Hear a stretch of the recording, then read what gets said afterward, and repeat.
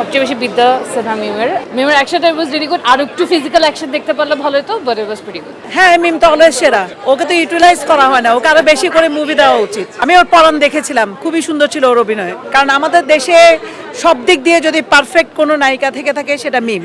Figure বলেন, চেহারা বলেন, গ্ল্যামার বলেন, তো মিমকে আরো ইউটিলাইজ করা উচিত। আমি মনে করি আরো সুন্দর সুন্দর গল্পতে ওর অভিনয় অনেক ভালো। মিম আলাদা একটা সৌন্দর্য, এটা আমাদের বাংলাদেশি সৌন্দর্য। একটু চঞ্চল টাইপের গ্যাংস্টার এরপর তো সব মিলিয়ে মিমের অনেক ইমপ্রুভমেন্ট আমার মনে হয়েছে। তার লুকস অনেক ভালো ছিল, এক্সপ্রেশন অনেক ভালো ছিল, অনেক ভালো লেগেছে আমার। মিমের যথেষ্ট ট্যালেন্ট আছে, গ্ল্যামারাস অ্যাক্ট্রেস, তো সেই হিসেবে সে আসলে কাজ একটু কম হচ্ছে, তা আমরা ওভাবে কাজ পাচ্ছি না। তো তাকে আসলে আমার মনে হচ্ছে ইন্ডাস্ট্রি ওভাবে ইউটিলাইজ করতে পারছে না, করা উচিত।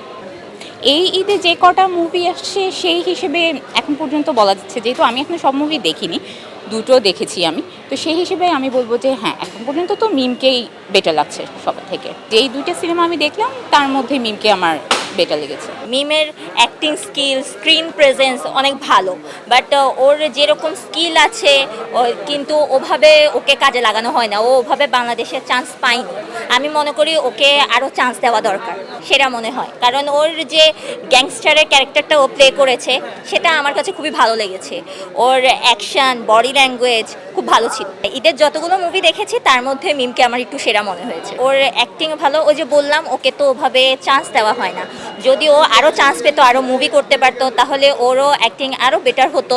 এখন তো খুব ভালো অ্যাক্টিং করে, কিন্তু আরও চান্স পেলে আরও ও শিখতে পারতো, আরও অপরচুনিটি পেতো। তো তাহলে আমি আশা করি যে শাকিব খান যেরকম একজন মেগাস্টার, সুপারস্টার তাকে বলা হয়, মিমও করতে পারতো। মিমকে আমার মনে হয় যে মেগাস্টার বলা যায় নায়িকাদের মধ্যে। বিদ্যাসিনা মিম আপাতত সবসময় পারফেক্ট, অ্যান্ড মুভিতে ওনার ক্যারেক্টারটা একটু অন্যরকম ছিল, এক্সপেক্ট করতে পারি নাই।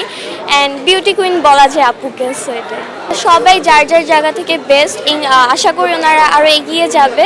আপুর অ্যাক্টিংটা অনেক ভালো ছিল, সচরাচর বাংলাদেশে এরকম অ্যাক্টিং দেখা যায় না, তো এই হিসাবে আমার মনে হয় বেস্ট ছিল এটা।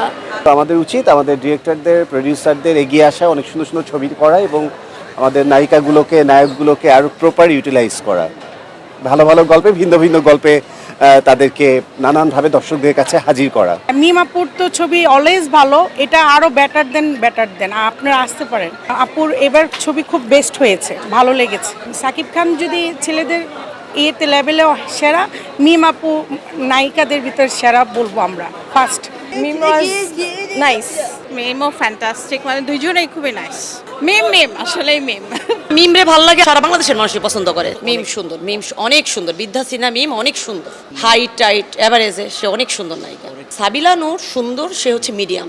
সাকিব খানের সাথে সিনেমা করে, সে সুন্দর, কিন্তু সে আহামরি যে রূপসী সেটা কিন্তু না, ঠিক আছে।